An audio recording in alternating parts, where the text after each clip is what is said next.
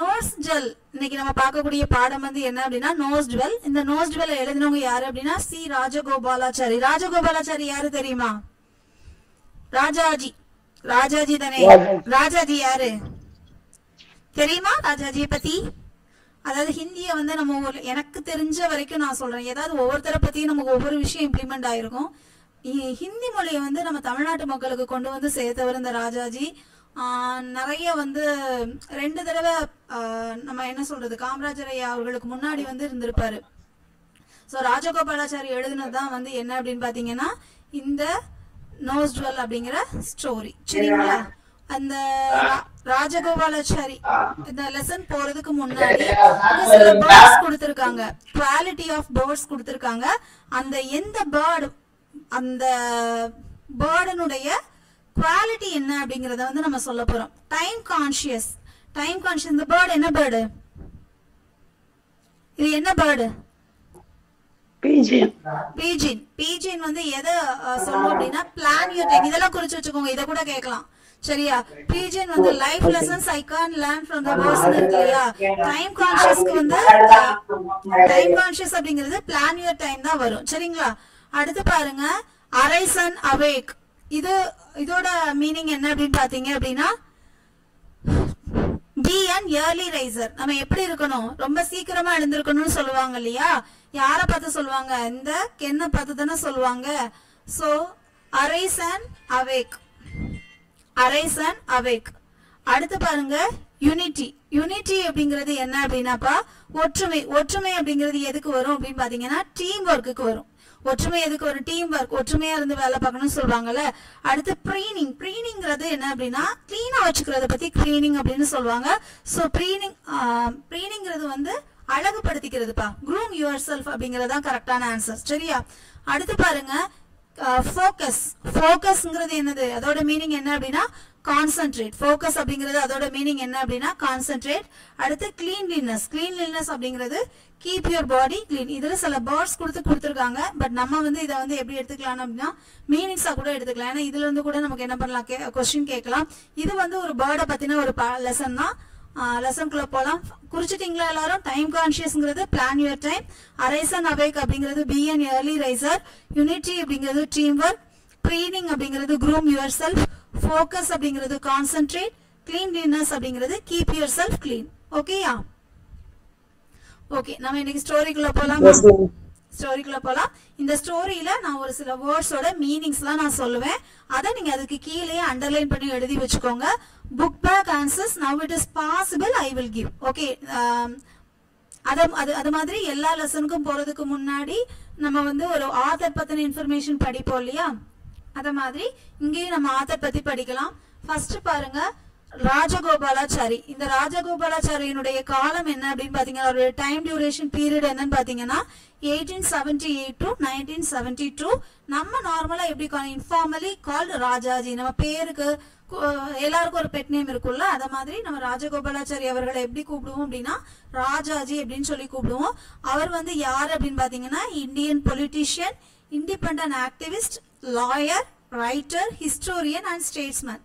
இங்க பாருங்க அவர் என்னெல்லாம் பண்ணிருக்காரு. பொலிட்டிஷியனா இருந்திருக்கிறாரு, இண்டிபெண்டன்ட் ஆக்டிவிஸ்டா இருந்திருக்கிறாரு, லாயரா இருந்திருக்கிறாரு, ரைட்டரா இருந்திருக்கிறாரு, ஹிஸ்டோரியன் அண்ட் ஸ்டேட்ஸ்மேனா இருந்திருக்காரு.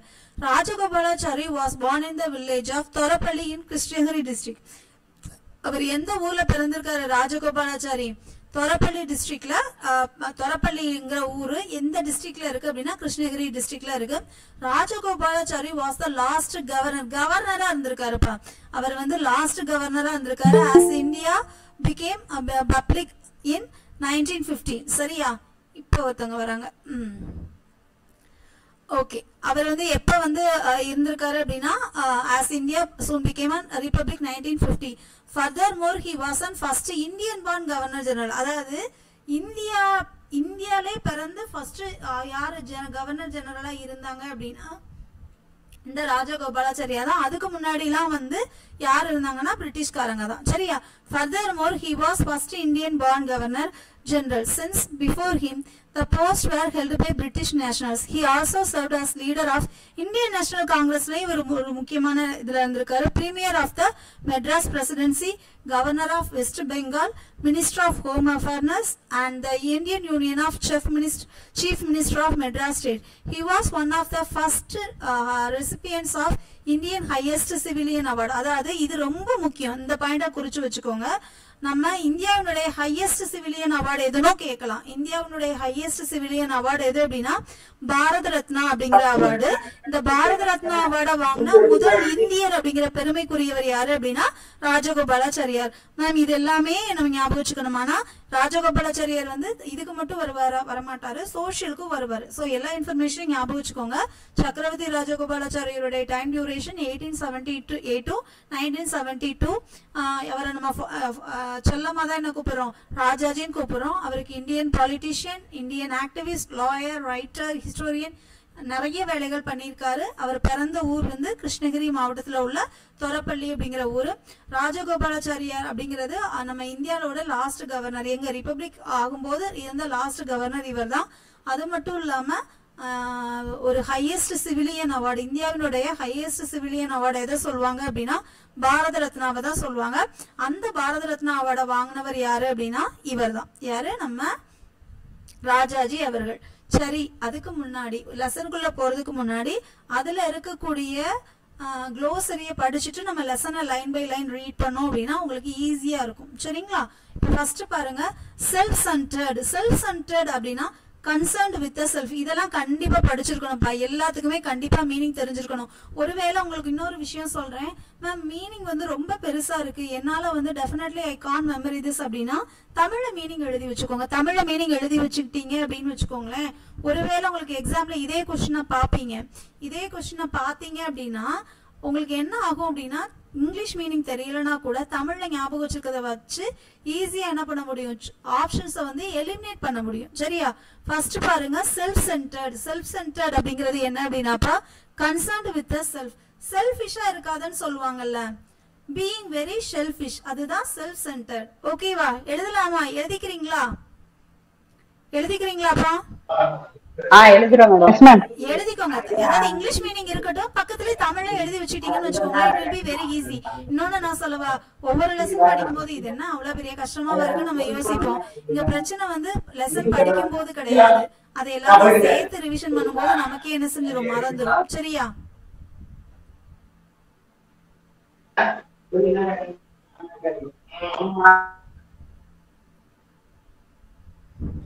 ஓகே, நெக்ஸ்ட் வந்து டிஸ்ட்ரெயின். டிஸ்ட்ரெயின் அப்படிங்கிறது என்ன அப்படின்னாப்பா feeling of contempt R ஸ்கார்ன்.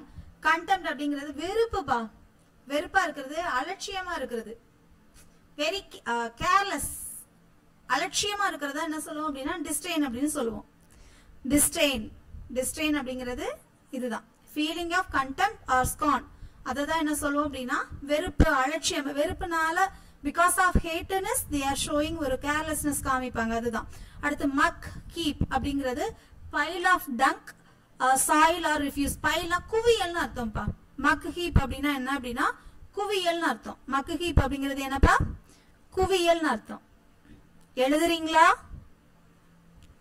Speedo சொல்றேன்னா சொல்லுங்க, கொஞ்சம் ஸ்லோவா சொல்றேன். இல்ல மேடம், இது ஓகே தான். Okay ma'am. ஓகே, அடுத்து கிரப் அப்படிங்கிறது ஃபுட். இந்த லெசன்ல கிரப்ங்கிறது எதை மென்ஷன் பண்ணிருக்காங்கன்னா ஃபுட் மென்ஷன் பண்ணிருக்காங்க. அடுத்து magistrate, a judicial officer with limited authority to administer and enforce the law. அதாவது மேஜிஸ்ட்ரேட், இதுல வந்து இந்த லெசன்ல மேஜிஸ்ட்ரேட்ங்கிறது யாரை மென்ஷன் பண்ணிருப்பாங்க அப்படின்னா பஞ்சாயத்து தலைவரை தான் மேஜிஸ்ட்ரேட் அப்படின்னு மென்ஷன் பண்ணிருப்பாங்க. மேஜிஸ்ட்ரேட் அப்படிங்கிறது யாரு, பஞ்சாயத்து தலைவர். சரியா? அப்படியே ஒரு நிமிஷம் இருங்க, நான் கொஞ்சம் தண்ணி மட்டும் குடிச்சுக்கிறேன். சரியா? ஒரே ஒரு நிமிஷம்.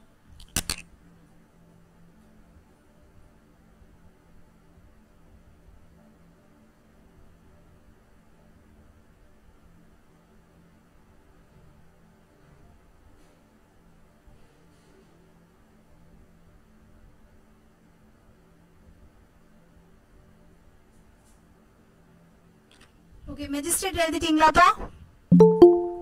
மேஜிஸ்ட்ரேட் எழுதிட்டீங்களா? எழுதிட்டேங்க மேம். பார்க்கலாமா? டிஸ்கிரேஸ் அப்படிங்கிறது என்னன்னாப்பா, அவமானத்தை தான் disgrace. The state of being dishonour. ஹானர்னா என்னது? ஹானர்னா என்னது? மரியாதை தானே. இது ஸ்டேட் ஆஃப் பீயிங் டிஸ்ஹானர்ட் அப்படிங்கிறது அவமானப்படுத்துறது. என்னது? அவமானப்படுத்துறது. The state of being dishonoured or covered with same.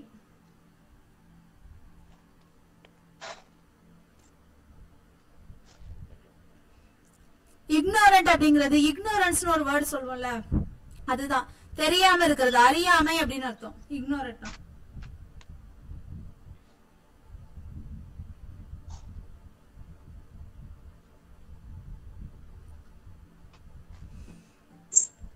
அடுத்து கன்சோல்டு. கன்சோல்டு அப்படின்னா comforted in the time of grief or disappointment. அதாவது ஆறுதல் கூறுது. கன்சோல் பண்றாங்க, யாராவது எனக்கு கன்சோல் பண்றதுக்கு யாருமே இல்லைன்னு சொல்லுவோம்ல, ஆறுதல் படுத்துதல், ஆற்றுப்படுத்துதல் அப்படிங்கிற மீனிங்ல வரும் கன்சோல்டு அப்படிங்கிறது. அடுத்து சஸ்பெக்டட் அப்படிங்கிறது டவுட்ஃபுல்லா இருக்கிறதுப்பா, சந்தேகப்படுறதுன்னு வச்சுக்கோங்களேன்.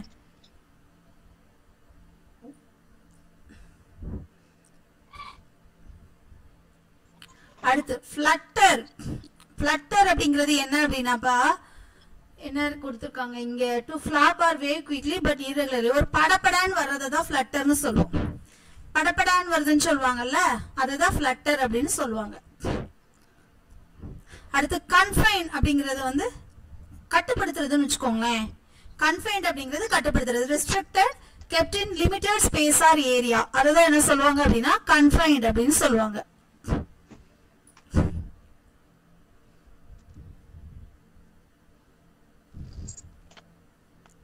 அடுத்து பேனிக். பேனிக் தான் தெரியும், பயப்படுறது. ஃப்ரைட்டன்ட், ரொம்ப பயப்படுறது. அடுத்து க்ரூயல் அப்படிங்கிறது மிருகத்தனமா நடந்துக்கிறதா என்ன சொல்லுவோம் அப்படின்னா க்ரூயல் அப்படின்னு சொல்லுவோம். மெர்சிலஸ் அல்லது ஹார்ட்லெஸ். ஒரு அடுத்து கிரேவ்லி அப்படிங்கிறது கடுமையா ரொம்ப ஸ்ட்ராங்கா இருக்கிறது தான் கிரேவ்லி அப்படின்னு சொல்லுவாங்க. சரிங்களா? நம்ம இப்ப லெசனுக்குள்ள போலாமா? Yes ma'am. இப்ப லெசனுக்குள்ள நீங்க போய் பாத்தீங்கன்னா உங்களுக்கு என்னோட ஹெல்ப்பே தேவைப்படாது. ஏன்னா நம்ம முக்கியமான வேர்ட்ஸ்க்கெல்லாம் என்ன பண்ணிட்டோம், மீனிங்ஸ் பார்த்துட்டோம். சரியா? அதே மாதிரிப்பா இந்த லெசன்ஸ்ல நம்ம எவ்வளோக்கு எவ்வளோ அந்த புக் ஆதர் பத்தின இன்ஃபர்மேஷனுக்கு இம்பார்ட்டன்ஸ் கொடுக்குறோமோ அவ்வளோக்கு அவ்வளோ இன்ஃபர்மேஷன் வந்து எதுக்கு இம்பார்ட்டன்ஸ் கொடுக்கணும் அப்படின்னா அதுல பாக்ஸ் மாதிரி கட்டி கொஸ்டின் கொடுத்துருப்பாங்க. அந்த கொஸ்டினுக்கு வந்து இம்பார்ட்டன்ட் கொடுக்கணும். சரிங்களா? சரி, இப்ப லைன் பை லைனா ரீட் பண்ணிடலாம். Ramaiah was a simple man living town. இங்க ஹீரோ யாரு அப்படின்னு பாத்தீங்கன்னா ராமையா. ராமையா வந்து ஒரு டவுன்ல லிவ் பண்ணிட்டு இருக்காரு, வாழ்ந்துட்டு இருக்காரு. He lived his wife in a nice house made of tiled roof. He was not rich but he could take care of his family. ஒரு ரூஃப் இருக்கிற வீட்ல தான் வந்து என்ன பண்றாரு, அவர் வந்து வாழ்றாரு. அவர் வந்து ரொம்ப பெரிய ரிச்சான பர்சனாலிட்டிலாம் கிடையாது. ஆனா அவருடைய ஃபேமிலியை வந்து என்ன பண்றாரு, அவருடைய லைஃபை வந்து பார்த்துட்டு இருக்காரு. Two sparrows built a nest in a nice spot on the roofs of Ramaya house. அப்ப அந்த மாதிரி அவர் வீடு கட்டி வாழ்ந்துட்டு இருக்கும்போது என்ன நடக்குது அப்படின்னா ஒரு 2 ஸ்பாரோ வந்து அவருடைய அந்த ரூஃப்ல தானே அவர் வீடு கட்டியிருக்காரு. அந்த பிக்சர்ல பாத்தீங்கன்னா தெரியும், அதுல வந்து கூடு கட்டுது. The mother bird laid her eggs in it. அந்த மதர் பேர்ட் வந்து என்ன பண்ணுது, எக் போடுது. My dear began the maspero. Maspero வந்து ஸ்டார்ட் பண்ணுது. And what do we want now? asked his wife. Why does the lady of this house always quarrel with her husband? அப்ப அந்த ஆண் குருவியும் பெண் குருவியும் பேசிக்குது. குவாரல் அப்படிங்கிறது என்னன்னாப்பா ஃபைட், சண்டை போடுறதான் குவாரல் அப்படின்னு சொல்லுவோம். நான் சொல்ற ஒரு சில வேர்ட்ஸ்க்கு மீனிங் ரொம்ப சிம்பிளா இருக்கும். எல்லாருக்கும் என்னுடைய கிளாஸ் வந்து புரியணுங்கிறதுனாலதான் அப்படி சொல்றேன். தெரிஞ்சவங்க don't take it anything. Okay, தெரியாதவங்க எழுதி வச்சுக்கோங்க. Why does the lady of this house always quarrel with her husband? அந்த வைஃப் எப்ப பார்த்தாலும் ஏன் ஹஸ்பண்ட் கிட்ட சண்டை போட்டுக்கிட்டே இருக்கா அப்படின்னு சொல்லி கேக்குது. உடனே how I am to know, said the female bird, let us mind our own business. அப்ப அது என்ன பண்ணுது அப்படின்னா எனக்கு எப்படி தெரியும் அப்படின்னு சொல்லிட்டு அந்த ஃபீமேல் பேர்டு சொல்லுது, let us mind our own business. நம்ம வேலையை மட்டும் பார்க்கலாம் அப்படின்னு சொல்லுது. அப்ப அவர் அந்த மேல் ஸ்பாரோ வந்து சொல்லுது, you are always self centered. self centered meaning என்னப்பா சொன்னோம், selfish-ஆ இருக்க. you are always self centered, said the man sparrow and added, should we not help the this poor Ramaya அப்படின்னு கேக்குது. அப்போ அந்த பேர்ட் வந்து அதாவது லேடி பேர்டு கிட்ட கேக்குறாங்க ஏன் அந்த பொண்ணு வந்து எப்பவுமே சண்டை போட்டுட்டே இருக்கான்னு. அதுக்கு அந்த பேர்டு வந்து என்ன சொல்லுது, நம்ம வேலையை மட்டும் பார்ப்பணும். உடனே அந்த ஜென் பேர்டு வந்து என்ன சொல்லுது, நீ வந்து எப்பவுமே சுயநலமா இருக்கிற, நம்ம வந்து கண்டிப்பா ராமையாக்கு ஹெல்ப் பண்ணுவோம் அப்படின்னு சொல்றாரு. சரியா? The female sparrow said with disdain, let me see what help you can do for him. Please do not talk about what does not concern us. See that the cat does not come near our nest. That would be enough for you and me. சரியா? இதுல disdain அப்படிங்கிறதுக்கு meaning என்ன பார்த்தோம்? அருவருப்புன்னு பார்த்தோமா? அலட்சியமா இருக்கு. அலட்சியமா இருக்கிறது. கரெக்டா மீனிங் அதுதானே பார்த்தேன். The female sparrow said that disdain, அது வந்து ரொம்ப ஏளனமா சொல்லுச்சு. Let me see what help you can do for him. நானும் பாக்குறேன் நீங்க அவனுக்கு என்னதான் ஹெல்ப் பண்றீங்கன்னு பாக்குறேன் அப்படின்னு சொல்லுது. Let me see what help you can do for him.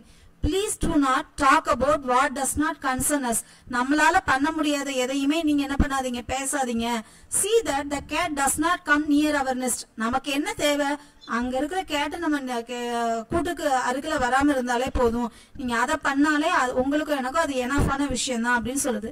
Somewhere in the muck heap lay a diamond nosed well.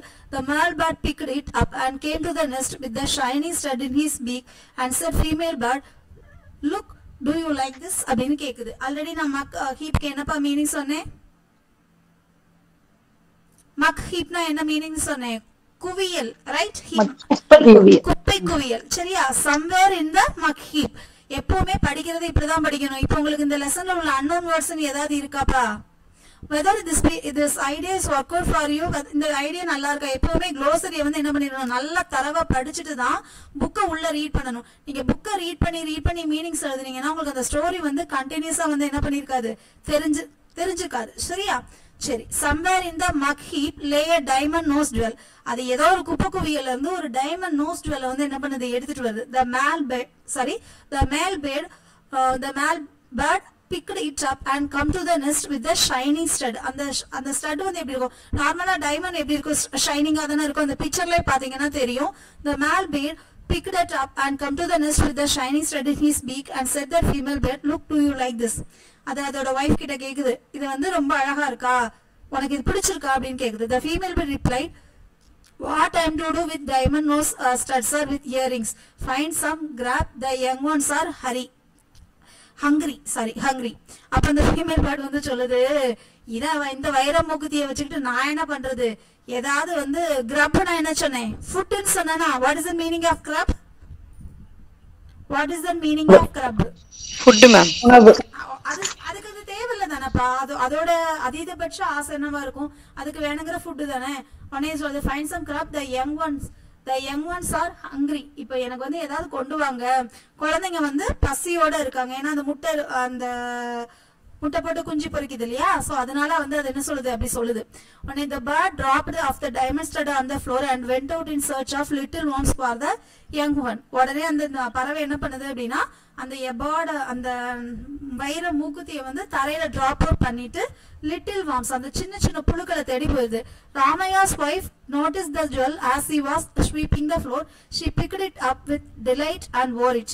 அதாவது அவ என்ன பண்றா, அந்த ராமையா வைஃப் வந்து வீடை தூக்கும் போது என்ன பண்றா, அதை பார்த்துட்டு டிலைட்ஃபுல் அப்படின்னா ரொம்ப ஹாப்பியா, மகிழ்ச்சியா, சந்தோஷம்னு வச்சுக்கோங்களேன், டிலைட்ஃபுல்லா இருக்கிறது.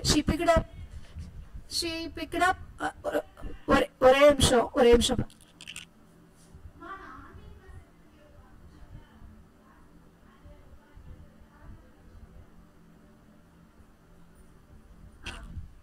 சாரிப்பா, டிஸ்டர்பன்ஸ்.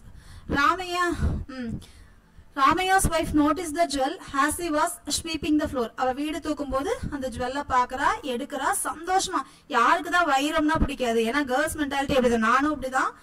கேர்ள்ஸுக்குன்னு ஒரு சில உலகம் இருக்கும் இல்லையா, அது மாதிரி இந்த நகை அவளுக்கு வந்து என்ன பண்ணுது, ரொம்ப பிடிச்சிருக்கு. Ramaiah questioned her angrily, from where did you get this diamond stud? Ramaiah வந்து கேக்குறாரு ரொம்ப கோவமா, நீ எங்க இருந்து இதை வாங்கிட்டு வந்த அப்படின்னு சொல்லி, எங்க இருந்து எடுத்துட்டு வந்தான்னு கேக்குறாரு. I found it lying here yesterday and took it, that's all. ஆக்சுவலா அவ வந்து என்ன பண்றா, கீழ இருந்து தானப்பா எடுக்கிறா. அந்த பேர்ட் அந்த ஜென் ஸ்பேரோ தானே எடுத்து கீழே போடுது. ஓகே, அப்போ I found it lying here yesterday and took it, that's it all. நான் நேற்று இதை வீடு தூக்கும்போது பார்த்தேன், நான் அதை தான் எடுத்துக்கிட்டேன் அப்படின்னு சொல்றா. உடனே we should go and hand over to the village magistrate tomorrow if the police should come and search our house, it will be disgrace to us. அதாவது மேஜிஸ்ட்ரேட்னா என்ன சொன்னேன், இந்த லெசன்ஸ்ல மேஜிஸ்ட்ரேட்ங்கிறது யாரை மீன் பண்ணுன்னு சொன்னேன், இவர் வந்து ரொம்ப ஜென்யூனான பர்சன். இவர் வந்து என்ன நினைக்கிறாரு, அது நமக்குள்ளது கிடையாது, அதனால வந்து நம்ம என்ன பண்ணலாம் அப்படின்னா மேஜிஸ்ட்ரேட்டை கொடுத்துடலாம், இல்லைன்னா போலீஸ் வந்து நம்ம வீட்டை வந்து சர்ச் பண்ணுவாங்க, அது வந்து நம்மள வந்து டிஸ்ஆனர் பண்ற மாதிரி, நம்மள வந்து அவமானப்படுத்துற மாதிரி இருக்கும் அப்படின்னு சொல்றாரு. உடனே இந்த neighbourhood of Meenakshi Ammal the talk went thus, I forget and left it in the bathroom. Kuppayi the maid servant must be swept it out, she is very careless and ignorant. அப்போ அவளுடைய என்ன சொல்றா, அவளுடைய நெய்பர், இந்த neighbourhood of Meenakshi Ammal, neighbour அந்த மீனாட்சி அம்மாள் வந்து என்ன பண்ண, மீனாட்சி அம்மா வீட்டு பக்கத்துல என்ன நடந்துட்டு இருந்தான், ஒரு பேச்சு நடந்துட்டு இருந்தான். என்ன அப்படின்னா, நான் வந்து பாத்ரூம்ல வச்சிருந்தேன் அந்த குப்பாயிங்கிறது வந்து ஒரு மேடு சர்வெண்ட், அவ தான் வந்து இதை தூக்கிட்டு போயிருப்பா, அவ வந்து ரொம்ப கேர்லெஸ்ஸாவும் ரொம்ப இக்னரண்டாவும் அறிவில்லாமலும் இருக்கா அப்படின்னு சொல்றாங்க. The mother Meenakshi Amma consoled her little girl saying, let us search and find it, don't tell your father yet, he would go into a rage if he knew that you had lost the diamond nose stud. அப்ப அந்த அம்மா வந்து என்ன பண்றாங்க, அந்த little girls சொல்றதெல்லாம் கேட்டு console பண்றாங்க, ஆறுதல் வந்து என்ன பண்றாங்கன்னா படுத்துறாங்க, ஆறுதல் படுத்தி நீ நம்ம தேடி பார்க்கலாம் அப்படின்னு சொல்றாங்க.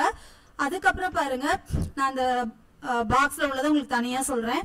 What is the secret you are whispering? asked ராமானந்தம். அப்ப அம்மாவும் பொண்ணும் பேசிட்டு இருக்கும்போது ராமானந்தம், whispering அப்படிங்கிறது என்னன்னா அப்ப murmuring, முணுமுணுக்கிறதுன்னு அர்த்தம்ப்பா.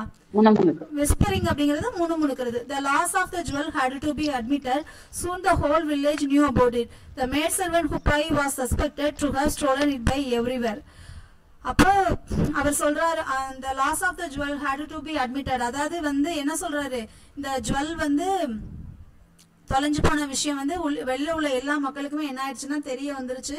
அப்புறம் இந்த மேட்ஸ் குப்பாய் வாஸ் சஸ்பெக்டட், அந்த குப்பாய் தான் எல்லாரும் என்ன பண்ணாங்கன்னா டவுட் பட்டாங்க, மேபி அவ தான் அந்த எப்பவுமே அந்த வெயிட்ல வேலை பார்க்குறவங்கள தானே அந்த பாலா போன உலகம் சந்தேகப்படும், அது மாதிரி அவளையும் அந்த ஊரே வந்து என்ன பண்ணிருக்கு, சஸ்பெக்ட் பண்ணிருக்காங்க, டவுட்ஃபுல் ஆயிருக்காங்க, சந்தேகப்படுறதுன்னு அர்த்தம் சஸ்பெக்டட் அப்படின்னா. The police came and searched her hut but could not find nothing. அந்த போலீஸும் வந்து அந்த ஹர்ட் ஃபுல்லாவே, அந்த குடிசை வீட்ல ஃபுல்லாவே சர்ச் பண்றாங்க, பட் அவங்களால என்ன பண்ண முடியல, கண்டுபிடிக்க முடியல. Ramaiah heard was in flutter. What is the meaning of flutter? What is the meaning of flutter? படபடன்னு அடிக்கிறதா என்ன சொல்லுவாங்க, flutter. Ramaya heard was in Ramaya wife put the stud away in her box.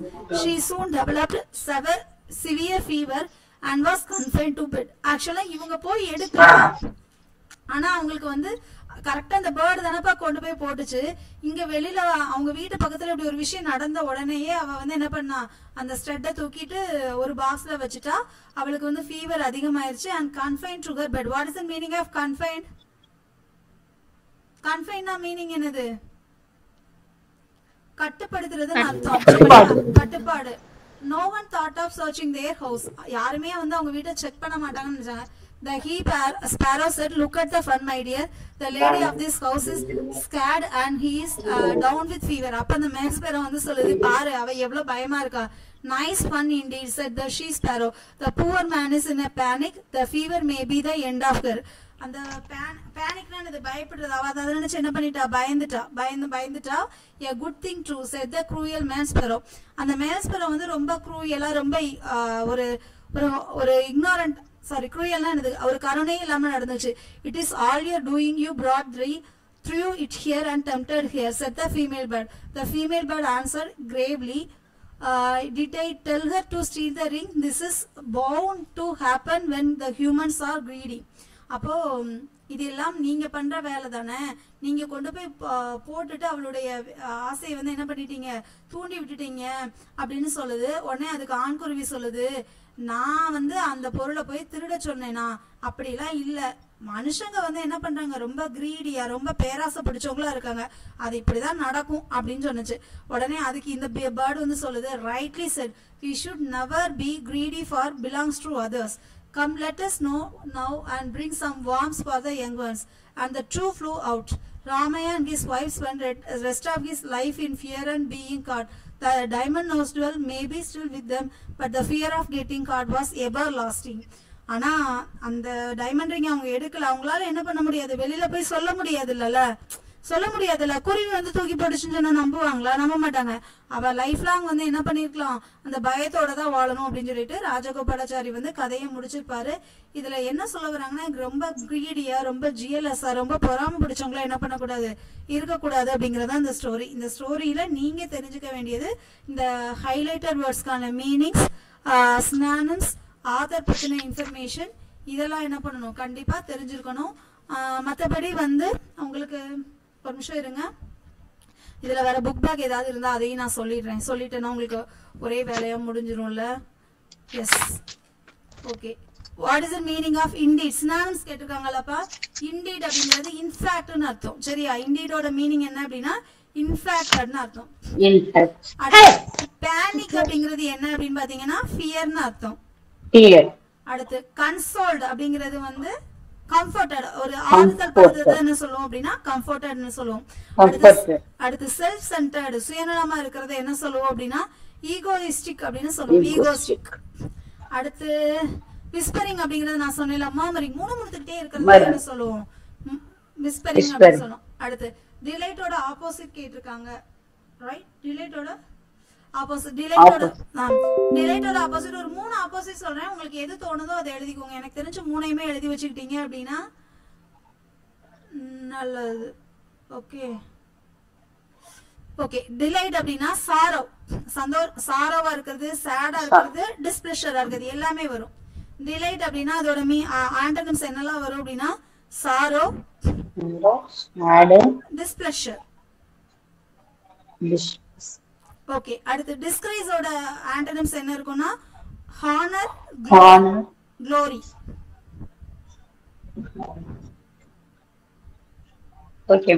அடுத்து சீக்ரெட் அப்படின்னா open, public.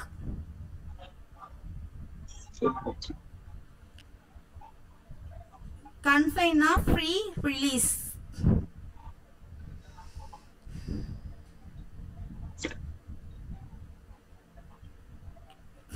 Unlimited வருமா? என்னப்பா?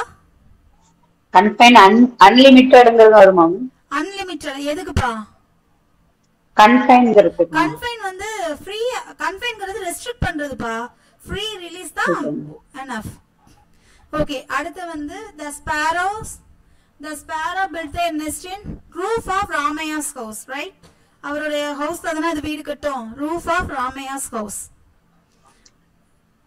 அடுத்து the diamond jewel was lying in the muck heap, muckheap, muck heap. The diamond jewel belonged to Meenakshi Ammal daughters.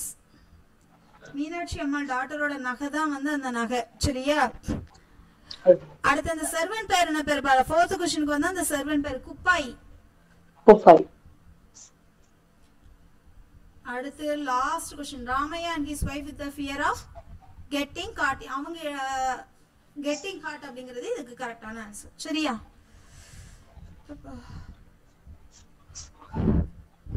சரி. அடுத்து true or false? 2 sparrows built in a nest on a tree top. True or ஃபால்ஸா? False. எங்க பாதுகாத்தோம் அப்படினா roof of Ramaya's home. roofல. Okay. Kupai is swept out of the diamond jewel. Yes ma'am. அதான் பேசுறேன். அவ எடுக்க மாட்டா, அந்த பேர்ட் தான எடுத்துக்கணும். அவ எடுக்க மாட்டாங்க மேம். ஃபால்ஸ் தான் வரும்.